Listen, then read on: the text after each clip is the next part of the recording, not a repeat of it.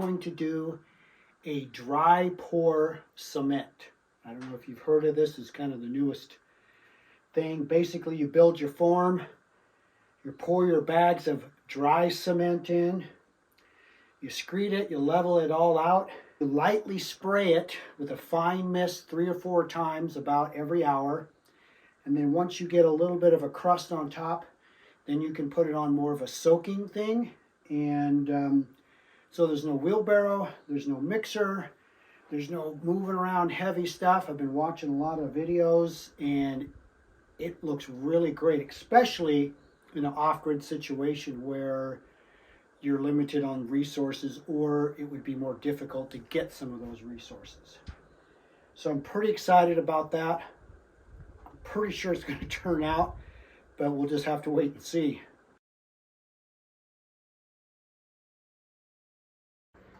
And again, we're off-grid. We don't have a well or any running water. So I got my 12-volt pump hooked up to the battery into a bucket. And this is what we're going to use to do our dry pour. I'm going to spray this down now and use my big log and stamp it down as best as I can. But again, off-grid, there's always that degree of more difficulty and ingenuity that you kind of have to figure out.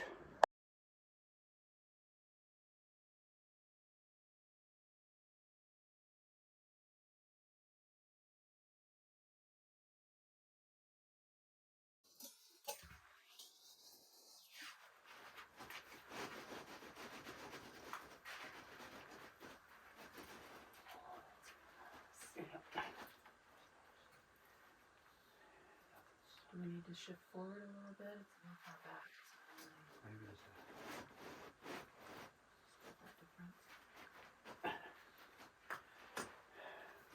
All right, everybody. We have 12 bags at 60 pounds of each of high-strength concrete.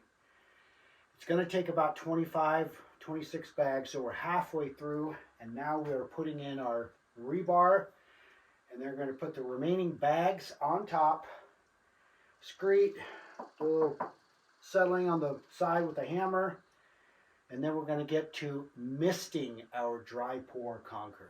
We are ready to mist. I got this on the lowest mist. I mean, it's just a mist. And we're going to get this just to where it turns to the darker gray. We're going to set our timer. We're going to do this every hour for probably 3 or 4 hours. And then once we get a little bit of a crust, we can turn the nozzle on to maybe like shower. And that way we're not making little dimplets in the concrete.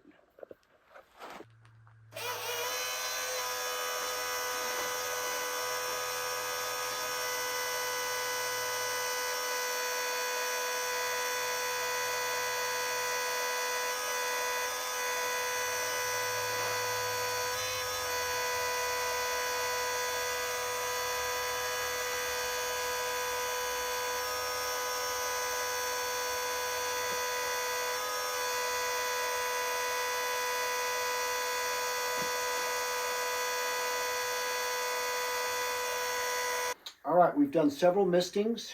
An hour ago, I put it on the shower mode and gave it its first good soaking. And so far, so good. We've got our corners in for our rebar when we start stacking all of our cinder blocks. But so far, I'm really impressed. We're not really caring what this looks like because this is going to be pretty much all covered up, and then in here this is where we're going to stack our wood, so you're probably not even going to see hardly any of this. But I'm going to do my second soaking and just keep doing that every hour, and so far so good. I'm really happy with how this thing's turning out.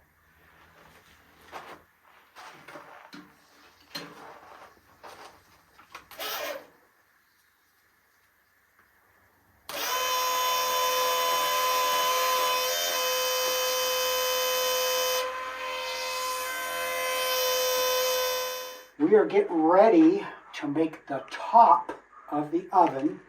And these are our 3 forms. Brenda made these today. And what we're going to do is we're going to add this 2-inch styrofoam. And then we're going to pour concrete. And basically this is going to make 3 small slabs that come together. And in the center is going to be a 2-inch square. And that's where the fire brick goes into. And then the red brick goes around on top of that.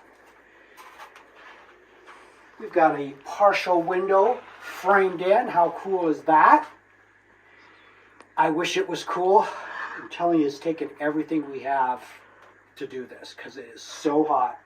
But here's the deal. Once we glue this stuff down, we got to put the heavy weights on it. And it's got to sit for 2 days before we can even do anything, before we can pour concrete. So we're going to get right to it.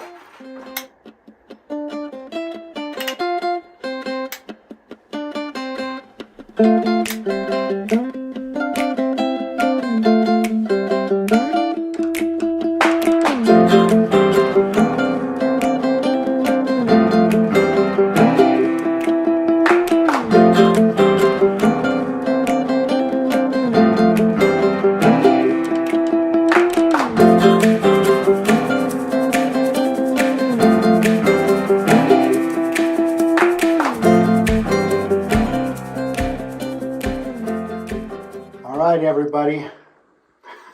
Super nervous about this. We're done with our blocks. This is the actual, we have 3 of these that are going to go on top of the blocks, and that's what the oven sits on. So I'm going to unscrew everything. We got to flip this thing over. Each one of these is over 200 pounds. So, and there's a piece of styrofoam in here to give us the void to put our fire brick and sand in. So we're going to flip this thing over, open it up, and if everything goes right, we're going to set these on tomorrow in the AM.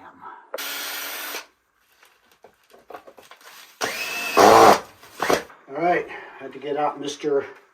Persuader, but I think I got it loose, so here we go.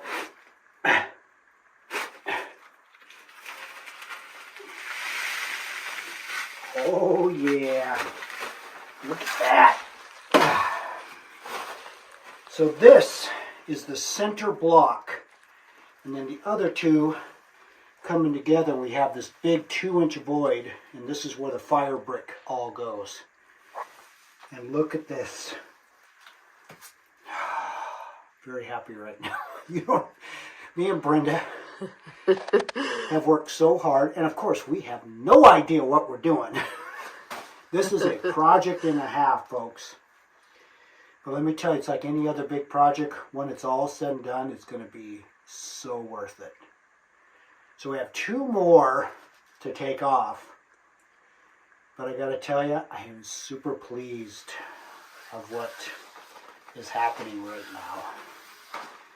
Yes.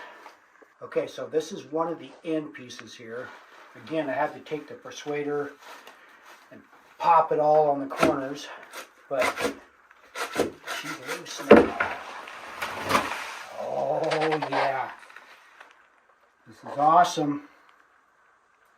All right, I gotta tell you, I was super worried about, I've never done anything like this before with cement and styrofoam and making voids. But you know what? You need to knock out a little piece here. But other than that, these came out so good. They're heavy though. There's roughly 4.5 bags of concrete in one of these, and each bag was 60 pounds. So do the math. They're heavy. This has been such an experience. Neither one of us have done any kind of cement work. Well, I think Rich has done some cement work. Poquito. Yeah, poquito. But mortaring, we don't know what we're doing. But you know what? It's coming along. It's been a This huge... thing is not going anywhere. We're so proud of ourselves. And now to see the top base. Come out good. The top of the base come out. Yeah, like the top of the base. The top of the So base, yeah. here's the bottom of the base, the middle of the base, and then the top of the base is what you just saw. Yeah, and that's going on tomorrow. We're so excited. And right where Brenda is standing, that void, that 2-inch void is going to be right in here. Yep. And then that's where the fire brick and the sand goes. And then the pizza oven goes on top of that. So, yeah. We're exhausted, but it's so fun. Every day it's like, oh, what's going to happen today? Okay, oh, we're getting to take the forms out today because we watched cement dry for 4 days. 4 days, yep. And we've got some great friends up the road, Bob and Mikey.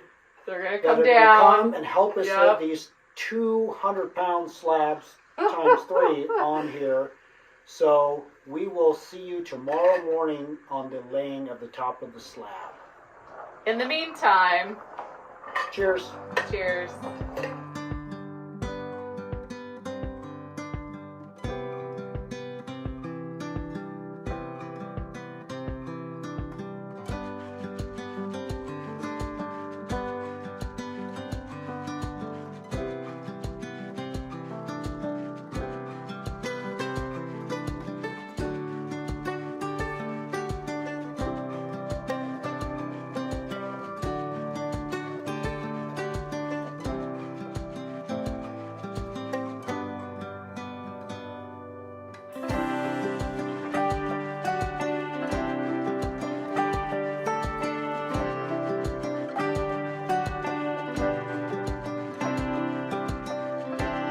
We have the best neighbors ever. Ever!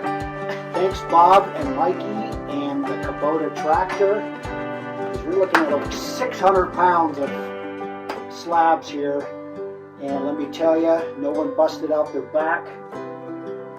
Check it out. It is awesome. So the next step now is to fill the void here, the cooking surface, and that's what we are going to do next. Okay, we're making the mixture for the void. We've got our perlite, our Portland cement, and we're supposed to make it a very thick oatmeal, and then that is going to be going into the void on top. This perlite's pretty interesting stuff. It's like absolutely no weight to it at all.